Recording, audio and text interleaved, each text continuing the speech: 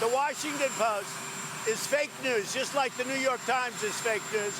It's put there for the benefit, the Washington Post, of Amazon. That's my opinion, and I think it's a disgrace. You know, if you look at the Washington Post, which is owned by the wealthiest guy in this country, a guy named Jeff Bezos, we fought with the workers at Amazon to get them $15 an hour. We have pointed out over and over again that Amazon made $10 billion in profit last year. You know how much they paid in taxes? You got it, zero. Any wonder why the Washington Post is not one of my great supporters? I wonder why. New York Times, not much better. That was Democratic presidential candidate Bernie Sanders echoing some familiar rhetoric about the Washington Post. The Vermont senator is accusing the paper of negative coverage against him because of his comments about Amazon. The Washington Post is owned by Amazon CEO Jeff Bezos, who is the world's richest person. Washington Post executive editor Marty Baron responded to Sanders' remarks. He said, quote, "Senator Sanders is a member of a large club of politicians of every ideology who complain about their coverage. Contrary to the conspiracy theory the senator seems to favor, Jeff Bezos allows our newsroom to operate with full independence, as our reporters and editors can attest." Sanders' anger reportedly came after an article in the Post last month detailed a labor fight in the Sanders campaign. It said the campaign's unionized workers fought with management to demand a $15 hourly pay. $15 is the same wage Sanders has demanded from Amazon. Sanders has said he is proud of his campaign staffers' decision to unionize. Sean Sullivan broke that story. He is a CBSN political contributor and national political reporter for the Washington Post. Also joining us, CBSN political reporter Caitlin Huey-Burns. Welcome to both of you. So, Sean, why is Senator Sanders adopting this rhetoric on the campaign trail? Well, what we've heard from Senator Sanders as a candidate for quite a long time is a posture that is more combative toward the media than a lot of other candidates and a lot of politicians. His campaign officials earlier this week held a conference call with members of the press, and they spent a considerable amount of time on this call talking about what they saw as unfair coverage of public polling on the race. And so this general posture that we've seen is something that we've seen from Senator Sanders. It appears to be escalating at the moment right now. And as we look back throughout the history of these types of campaigns in recent years and in longer term, we have seen candidates over time lash out against the media, point fingers, and do that sort of thing. So he's certainly not the first candidate to do that, but he is among the most direct in this case. And as you played earlier, Elaine, a statement from Marty Baron, the editor of the Post, you know, making clear that the newsroom operates independently of Jeff Bezos. And Sean, your latest dispatch from Iowa focuses on how Medicare for All has become the defining issue of Sanders' campaign. You write, on the campaign trail, Sanders increasingly touts his plan for a government program to ensure all Americans, reminding voters that rivals followed his lead. And aides and allies have grown more hostile toward competing ideas, while Sanders' team has planned more frequent events and initiatives focused on health care. So why is Sanders going all in on Medicare for All?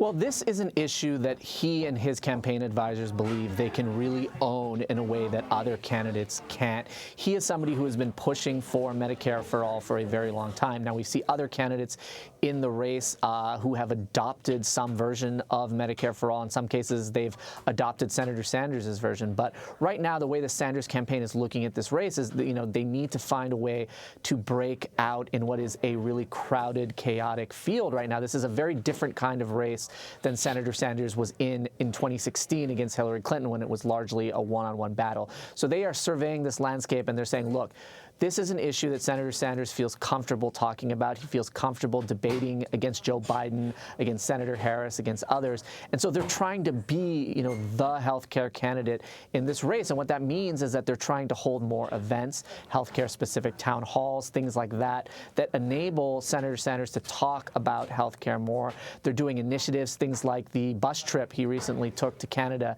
to buy prescription drugs with people who have diabetes. They want to continue to highlight this issue, and they hope that this is the kind of thing that in a crowded field will eventually make him stand out. Now, time will only tell whether that's actually the case, and of course Medicare for All does have its share of critics inside the Democratic Party and outside the party. So we'll see whether this works. It's a risky strategy, but it's one that his advisors look at and say, look, we've got to make a move here, and that's why we're seeing this. So, Caitlin, Senator Sanders is now in New Hampshire, a state that he won in the 2016 Democratic primary, but our most recent CBS News Battleground tracker shows Sanders trailing Joe Biden in the delegate count. So is this a state that his campaign expects him to win? Well, it's really hard to see him continuing on if he doesn't win the state, especially if he loses it to someone like Elizabeth Warren. Both he and Warren come from states that neighbor New Hampshire. Bernie Sanders won it by 22 points in the primary against Hillary Clinton, and that was a huge blow to Clinton because in 1992, New Hampshire was the place that was kind of the saving grace for Bill Clinton. Right. He went there, got second place, but declared himself the comeback kid. That's right. So this is a state that has lots of opportunities for candidates, lots of different kinds of candidates like competing here because, first of all, you can travel around it pretty easily. And it's also where the town halls, those one-on-one meetings with voters, that question and answer session is really kind of part and parcel of campaigning in New Hampshire. So Democrats also feel like this is an area where they can test their appeal among Trump voters who maybe switched from Democrats to Republicans in 2016. In that 2016 race, Hillary Clinton won the state by only 3,000 votes, essentially. So this is still a battleground state, more so than a state like Iowa. You mentioned those sort of Q&A sessions. Several other 2020 candidates are now also in New Hampshire. What issues are they focusing on that might be different maybe than what they were talking about in Iowa? Right. It's a very different state from Iowa, although it's not diverse at all, and neither is Iowa. So after New Hampshire, everyone's going to be looking at South Carolina because that's kind of seen as the gateway here. But because New Hampshire sometimes prides itself on valuing the underdog, lots of candidates feel like it's open territory for them. But looking at the kind of candidates that tend to do well there, you saw John McCain win New Hampshire twice. That was a state that really saved his candidacy the second time around in the primary.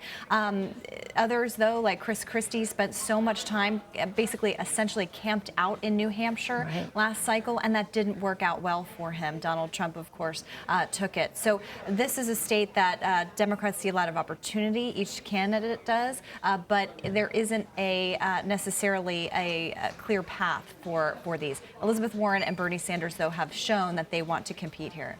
So, Sean, a billionaire and presidential candidate Tom Steyer announced he has met the donor threshold for the September debates and needs one more poll of 2% to qualify. Where is Steyer drawing support? Well, right now, when you look at this field and you look at the candidates trying to qualify for this debate, Steyer is somebody who is well equipped to try to get into that top tier. And why is that? Because he has a lot of money, so he can run a lot of advertisements around the country that can help him raise money.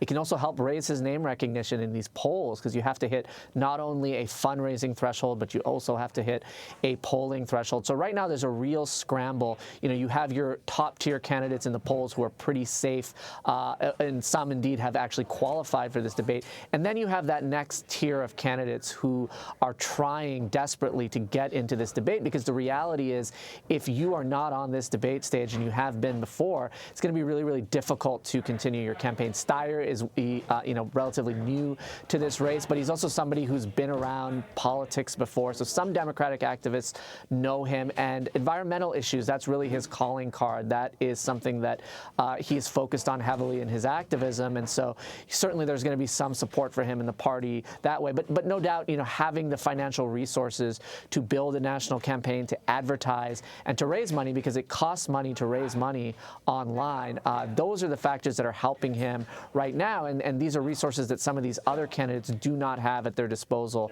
as they try to make this debate. Meantime, Caitlin, one person who also announced her 2020 plans is former candidate for Georgia Governor Stacey Abrams. She officially declined to bid for president after months of rumors.